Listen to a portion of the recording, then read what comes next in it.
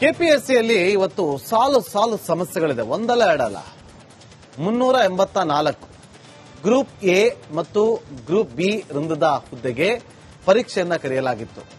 2 ಬಾರಿ ನಡೆದಂತಹ ಪರೀಕ್ಷೆ 2 ಬಾರಿ ಕೂಡ ಎಡವಟ್ಟನ್ನ ಮಾಡಿಕೊಂಡಿತ್ತು. ಪ್ರಶ್ನೆ ಪತ್ರಿಕೆ ಭಾಷಾಂತರದಲ್ಲಿ ಎಡವಟ್ಟನ್ನ ಮಾಡಿದ್ರು. ಕನ್ನಡದ ವಿದ್ಯಾರ್ಥಿಗಳು ಕನ್ನಡದಲ್ಲಿ ಪರೀಕ್ಷೆಯನ್ನು ಬರೆದಕ್ಕೆ ಮುಂದಾಗಿದ್ರು. ಆ ಪ್ರಶ್ನೆ ಪತ್ರಿಕೆಯಲ್ಲಿ ಇಂಗ್ಲಿಷಲ್ಲಿ ಬರೆದಂತವರಿಗೆ ಇಂಗ್ಲಿಷಲ್ಲಿ ಕೊಟ್ರು, ಕನ್ನಡದಲ್ಲಿ ಬರೆಯೋರಿಗೆ ಇಂಗ್ಲಿಷ್ ಇಂದ ಭಾಷಾಂತರವನ್ನ ಮಾಡಿಕೊಟ್ರು. ಆ ಭಾಷಾಂತರ ಮಾಡುವ ವಿಚಾರದಲ್ಲಿ ಎಡವಟ್ಟನ್ನ ಮಾಡಿಕೊಂಡಿದ್ರು. ಕನ್ನಡ ಪ್ರಶ್ನೆ ಪತ್ರಿಕೆ ಸಿದ್ಧಪಡಿಸೋದು ಯಾರು ಅಂತ ಗೊತ್ತಾಗ್ಬೇಕು. ಯಾಕಂದ್ರೆ ಅವ್ರು ಕನ್ನಡ ಗೊತ್ತಿದ್ಯೋ ಇಲ್ವೋ ಅನ್ನೋದು ಗೊತ್ತಾಗ್ಬೇಕು. ಗೊತ್ತಿಲ್ವೋ ಅನ್ನೋ ಪ್ರಶ್ನೆ ಉದ್ಭವ ಆಗುತ್ತೆ. ಕೆಪಿಎಸ್ಸಿಯಲ್ಲಿ ಕನ್ನಡ ಗೊತ್ತಿಲ್ಲದವರಿದ್ದಾರ? ಗ್ರಾಮೀಣ ಭಾಗದ ವಿದ್ಯಾರ್ಥಿಗಳು, ಅಭ್ಯರ್ಥಿಗಳು, ಕನ್ನಡ ಅಭ್ಯರ್ಥಿಗಳಿಗೆ ಈಗ ಕನ್ನಡ ಗೊತ್ತಿಲ್ಲ ಅನ್ನೋರು ಪ್ರಶ್ನೆ ಪತ್ರಿಕೆ ರೆಡಿ ಮಾಡಿ ಅನ್ಯಾಯ ಆಗಿದೆ. ಇಷ್ಟೆಲ್ಲ ಆದ್ರೂ ಅಭ್ಯರ್ಥಿಗಳ ಅರ್ಹತಾ ಪಟ್ಟಿ ಪ್ರಕಟವನ್ನ ಮಾಡ್ತಾರೆ. ಅಲ್ಲಿ ಎಡವಟ್ಟಾಗಿರೋದು ಗೊತ್ತಿದೆ. ಈಗ ಕಷ್ಟಪಟ್ಟು ಓದಿ ಪರೀಕ್ಷೆ ಬರೆದಿರುವಂತಹ ಅಭ್ಯರ್ಥಿಗಳ ಕಥೆ ಏನಾಗಬೇಕು? ಯಾರೋ ಎಡವಟ್ಟು ಮಾಡಿದಕ್ಕೆ ಅಭ್ಯರ್ಥಿಗಳು ಯಾಕೆ ಹೊಣೆ ಆಗಬೇಕು? ಜನವರಿ 29ರಂದು ಮುಖ್ಯ ಪರೀಕ್ಷೆಗೆ ಅಧಿಸೂಚನೆಯನ್ನು ಹೊರಡಿಸಲಾಗಿದೆ. ಆಲ್ರೆಡಿ ಅಧಿಸೂಚನೆ ರದ್ದು ಮಾಡಿ ಅಂತಿದ್ದಾರೆ ಅಭ್ಯರ್ಥಿಗಳು. ಕೆಪಿಎಸ್ಸಿಯಲ್ಲಿ ಕನ್ನಡದ ಅಧಿಕಾರಿಗಳು ಬೇಕು ಸ್ವಾಮಿ, ಎಲ್ಲಿದ್ದಾರೆ? ಯಾಕಿಲ್ಲ? ಸಿದ್ದರಾಮಯ್ಯ ಗಮನ ಹರಿಸಿ ಪರಾಜ್ಯದ ಕನ್ನಡ ಗೊತ್ತಿಲ್ಲದವರನ್ನ ಇಲ್ಲಿ ದಯವಿಟ್ಟು ನೇಮಿಸಬೇಡಿ ಅಂತೇಳಿ ಇವತ್ತು ಕೂಗು ಕೇಳಿ ಬರ್ತಾ ಇದೆ. ನಾಳೆ ಕರವೇ ಕೂಡ ಪ್ರತಿಭಟನೆಗೆ ಮುಂದಾಗ್ತದೆ. ಏನಾಗುತ್ತೋ ಗೊತ್ತಿಲ್ಲ. ಇದಾಗಿತ್ತು ಇವತ್ತಿನ ಮಹಾಭಾರತ. ನೋಡ್ತಾ ಇರಿ ರಿಪಬ್ಲಿಕ್ ಕನ್ನಡ, ಇದು ನಿಮ್ಮ ಧ್ವನಿ. ಕೆಪಿಎಸ್ಸಿಯಲ್ಲಿ ಇವತ್ತು ಸಾಲು ಸಾಲು ಸಮಸ್ಯೆಗಳಿದೆ. ಒಂದಲ್ಲ ಎರಡಲ್ಲ, 384 ಗ್ರೂಪ್ ಎ ಮತ್ತು ಗ್ರೂಪ್ ಬಿ ವೃಂದದ ಹುದ್ದೆಗೆ ಪರೀಕ್ಷೆಯನ್ನ ಕರೆಯಲಾಗಿತ್ತು. 2 ಬಾರಿ ನಡೆದಂತಹ ಪರೀಕ್ಷೆ 2 ಬಾರಿ ಕೂಡ ಎಡವಟ್ಟನ್ನ ಮಾಡಿಕೊಂಡಿತ್ತು.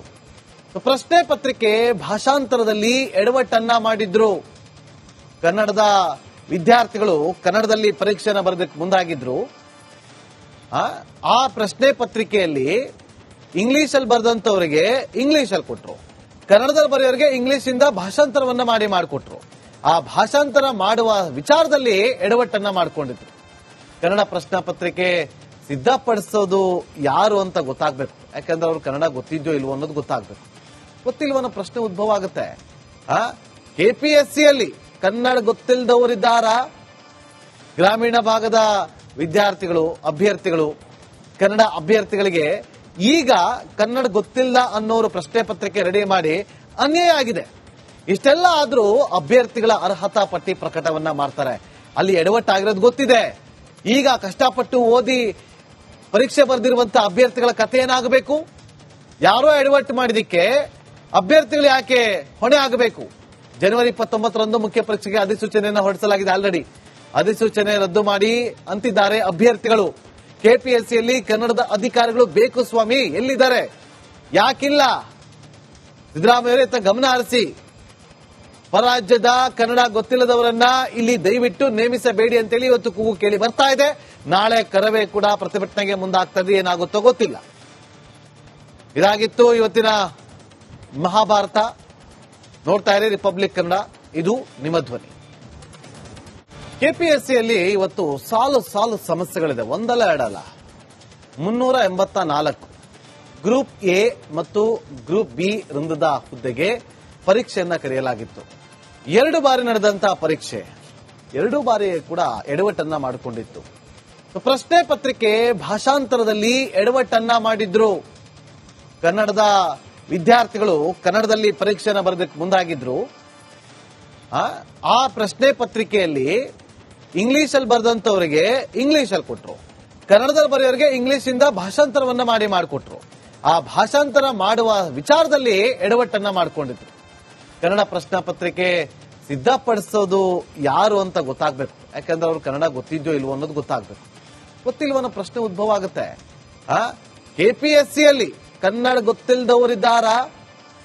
ಗ್ರಾಮೀಣ ಭಾಗದ ವಿದ್ಯಾರ್ಥಿಗಳು, ಅಭ್ಯರ್ಥಿಗಳು, ಕನ್ನಡ ಅಭ್ಯರ್ಥಿಗಳಿಗೆ ಈಗ ಕನ್ನಡ ಗೊತ್ತಿಲ್ಲ ಅನ್ನೋರು ಪ್ರಶ್ನೆ ಪತ್ರಿಕೆ ರೆಡಿ ಮಾಡಿ ಅನ್ಯಾಯ ಆಗಿದೆ. ಇಷ್ಟೆಲ್ಲ ಆದ್ರೂ ಅಭ್ಯರ್ಥಿಗಳ ಅರ್ಹತಾ ಪಟ್ಟಿ ಪ್ರಕಟವನ್ನ ಮಾಡ್ತಾರೆ. ಅಲ್ಲಿ ಎಡವಟ್ಟಾಗಿರೋದು ಗೊತ್ತಿದೆ. ಈಗ ಕಷ್ಟಪಟ್ಟು ಓದಿ ಪರೀಕ್ಷೆ ಬರೆದಿರುವಂತಹ ಅಭ್ಯರ್ಥಿಗಳ ಕಥೆ ಏನಾಗಬೇಕು? ಯಾರೋ ಎಡವಟ್ಟು ಮಾಡಿದಕ್ಕೆ ಅಭ್ಯರ್ಥಿಗಳು ಯಾಕೆ ಹೊಣೆ ಆಗಬೇಕು? ಜನವರಿ 29ರಂದು ಮುಖ್ಯ ಪರೀಕ್ಷೆಗೆ ಅಧಿಸೂಚನೆಯನ್ನು ಹೊರಡಿಸಲಾಗಿದೆ. ಆಲ್ರೆಡಿ ಅಧಿಸೂಚನೆ ರದ್ದು ಮಾಡಿ ಅಂತಿದ್ದಾರೆ ಅಭ್ಯರ್ಥಿಗಳು. ಕೆಪಿಎಸ್ಸಿಯಲ್ಲಿ ಕನ್ನಡದ ಅಧಿಕಾರಿಗಳು ಬೇಕು ಸ್ವಾಮಿ, ಎಲ್ಲಿದ್ದಾರೆ? ಯಾಕಿಲ್ಲ? ಸಿದ್ದರಾಮಯ್ಯ ಗಮನ ಹರಿಸಿ, ಪರಾಜ್ಯದ ಕನ್ನಡ ಗೊತ್ತಿಲ್ಲದವರನ್ನ ಇಲ್ಲಿ ದಯವಿಟ್ಟು ನೇಮಿಸಬೇಡಿ ಅಂತೇಳಿ ಇವತ್ತು ಕೂಗು ಕೇಳಿ ಬರ್ತಾ ಇದೆ. ನಾಳೆ ಕರವೇ ಕೂಡ ಪ್ರತಿಭಟನೆಗೆ ಮುಂದಾಗ್ತದೆ, ಏನಾಗುತ್ತೋ ಗೊತ್ತಿಲ್ಲ. ಇದಾಗಿತ್ತು ಇವತ್ತಿನ ಮಹಾಭಾರತ.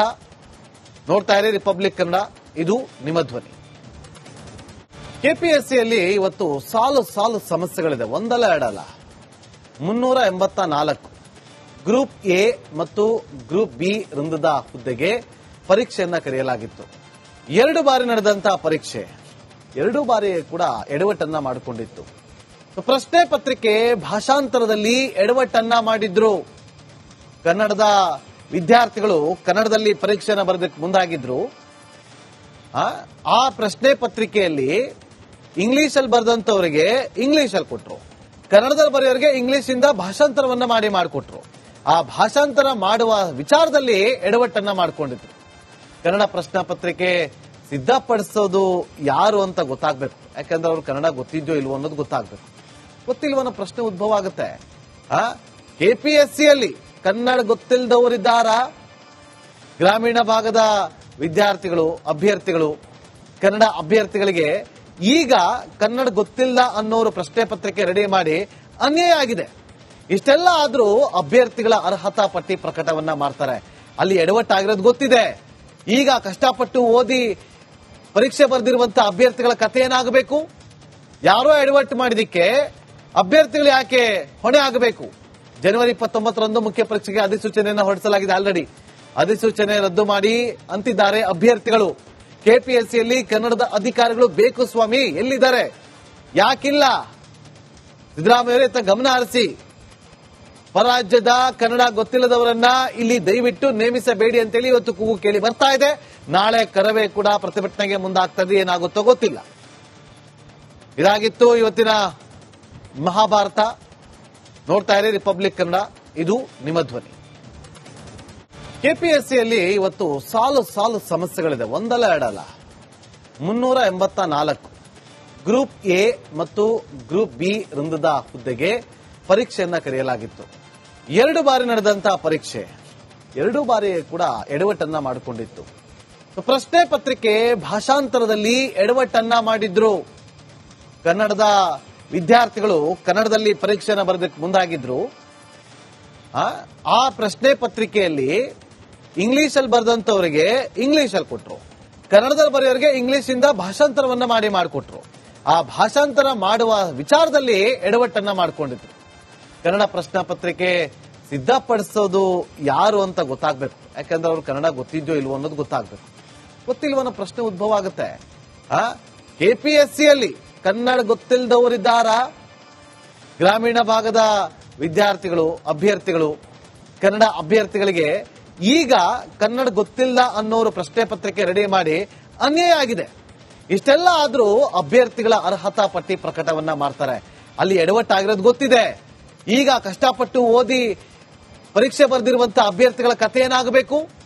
ಯಾರೋ ಎಡವಟ್ಟು ಮಾಡಿದಕ್ಕೆ ಅಭ್ಯರ್ಥಿಗಳು ಯಾಕೆ ಹೊಣೆ ಆಗಬೇಕು? ಜನವರಿ 29ರಂದು ಮುಖ್ಯ ಪರೀಕ್ಷೆಗೆ ಅಧಿಸೂಚನೆಯನ್ನು ಹೊರಡಿಸಲಾಗಿದೆ. ಆಲ್ರೆಡಿ ಅಧಿಸೂಚನೆ ರದ್ದು ಮಾಡಿ ಅಂತಿದ್ದಾರೆ ಅಭ್ಯರ್ಥಿಗಳು. ಕೆಪಿಎಸ್ಸಿಯಲ್ಲಿ ಕನ್ನಡದ ಅಧಿಕಾರಿಗಳು ಬೇಕು ಸ್ವಾಮಿ, ಎಲ್ಲಿದ್ದಾರೆ? ಯಾಕಿಲ್ಲ?